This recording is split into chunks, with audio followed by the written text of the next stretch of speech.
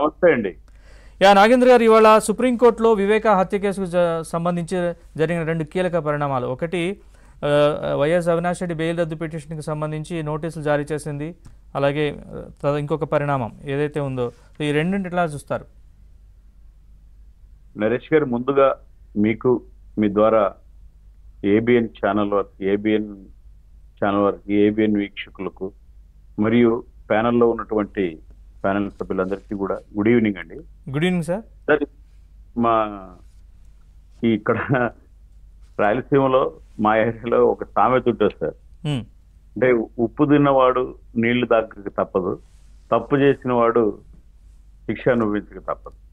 అంటే ప్రభుత్వాన్ని అడ్డపెట్టుకొని, అంటే ఈ ప్రభుత్వాన్ని అడ్డపెట్టుకొని ఏమైనా చేయొచ్చు.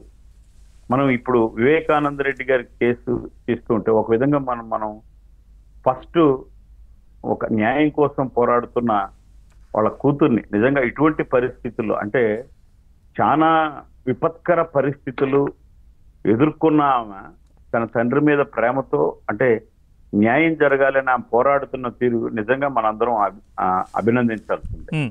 ఎందుకంటే అది చాలా పరిస్థితులు, అంటే ఒక దశలో ఆమె ప్రాణానికి ముప్పు వచ్చే పరిస్థితులను కూడా అయితే ఏమైంది అని చెప్పి పోరాడారు.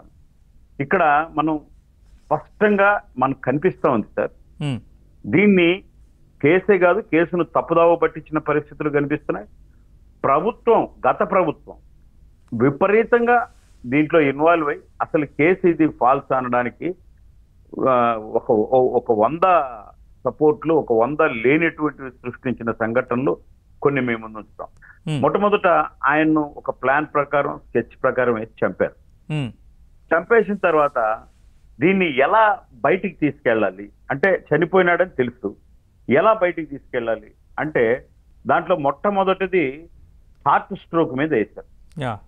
ఎందుకంటే పులివెందుల్లో ఉండగానే ఈయన గొడ్డలిపోటును దాచిపెట్టి గుండెపోటు అని చెప్పి అక్కడ ఆయన ప్రకటించినాడు విజయసాయి రెడ్డి. ఆయన ఇప్పటికీ చెప్పాలి, ఆయన ఏదో ఏ ఛానల్లో చూశారు. అందరికంటే ముందు మీరు ఆయన చెప్పిన తర్వాతే తెలిసింది. ఆయన మీ గుండెపోటు అని ఎవరు చెప్పారు? వాళ్ళ ఛానల్లోనే వేశారు కదా సార్, అందరికంటే ముందు వాళ్ళ ఛానల్లోనే వేశారు, బయట ఎక్కడ ఛానల్ వేయలేదు. నాకు ఫోన్ చేశారు, ఇలా చనిపోయిందంటే ఎవరు చేశారు ఏమంటే మళ్ళీ ఆయన దగ్గర నుంచి ఆన్సర్ లేదు. నేను సరిదిద్దుకుంటాను, అది ఇట్లా విన్నాను అంటాడు కానీ ఎవరు చెప్పింది తెలియదు, ఎవరు వినలేదు ఆయన తప్ప. అంటే ఆ రూట్ లో ప్రయత్నం చేసినారు. చేస్తే ఇక్కడ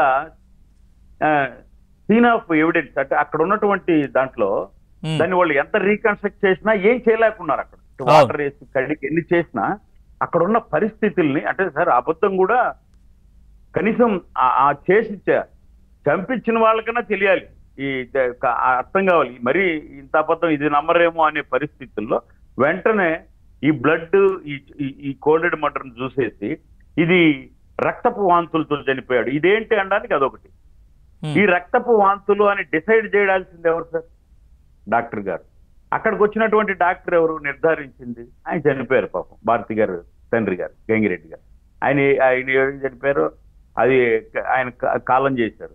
అంటే వాళ్ళు ఇక్కడే మనకు ఒక ప్లాన్ తెలియలేదా? దీన్ని హార్ట్ అటాక్ అందాం, హార్ట్ అటాక్ కాదు అంటే ఈ బ్లడ్ ఓకే చేయలేము, ఇదేంది రక్తం అంటే మనం ఇంట్లో వాళ్లకు కనీసం సునీతగా వాళ్ళ కూతురు వచ్చినా ఏం చెప్పాల్సిన పరిస్థితులు వచ్చినప్పుడు ఇప్పుడు రక్తపు వాంతులతో ఏదో జరిగింది, దాంట్లో స్ట్రోక్ వచ్చిందేమో అనేటట్టు కప్పిపుచ్చడానికి దాన్ని ఎవరు డాక్టర్ సర్టిఫై చేశారు అని చెప్పి ఆమెకేం తెలియదు. వాస్తవంగా ఆమె చూసేసింది. అక్కడ చూసిన ప్రతి వారు ఆమె కాదు సార్, ఆమె కూతురని కాదు, వాళ్ళు బయటకు చెప్పుకోలేకపోయిండొచ్చు నరేష్ గారు. అక్కడ ఆ దృశ్యాన్ని వివేకానంద రెడ్డి అభిమానులు కావచ్చు, రాజశేఖర రెడ్డి గారి అభిమానులు కావచ్చు, అయ్యో చనిపోయాడా, ఆయన అజాత శత్రువుగా ఉంటాడా, అందరికీ చూసిన ప్రతి ఒక్కరికి ఇది మర్డర్, పక్కా చంపేసినారని తెలిసిపోయింది. కానీ మనకెందుకులే అండి. ఇక్కడ మనం జరిగింది ఏంటంటే ఒక సిబిఐ అధికారి నిజంగా మనం ఎట్లయితే ఈమెను అప్రిషియేట్ చేసినామో ఆయన ఆ సీన్ రీకన్స్ట్రక్షన్ కానీ కొంచెం స్పీడ్ గా వెళ్ళిపోయినాడు అన్నమాట. ఏం పేరైనా Ram Singh, I think SP. ఆయన ఏం చేశాడు, కొంచెం బాగా అంటే తెలిసిపోయేటప్పటికి అక్కడ ఫస్ట్ వీళ్ళకి హెల్ప్ చేసింది ఎవరు? అక్కడ ఉన్నటువంటి సిఐ.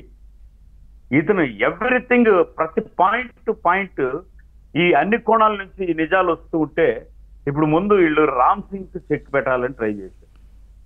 ఇప్పుడు రామ్ సింగ్ ఏమైతే కూతురు ఉందో వీళ్ళ అల్లుడు ఇక్కడి నుంచి ప్లాన్ చేసి ప్రభుత్వం వాళ్ళ చేతిలో ఉంది కానీ సునీతమ్మే ఆస్తి కోసమో లేకుంటే ఇంకొక ఎవరో పెళ్ళి వాళ్ళ ఆస్తుల కోసమో సొంత కూతురు అల్లుడు కలిసి చంపారు వీళ్ళకు ఈ విధంగా వీళ్ళు అని చెప్పి దీంట్లో ఈ ఐబీఎన్ చేసి ఏదో చేయాలని చెప్పి చేశారు.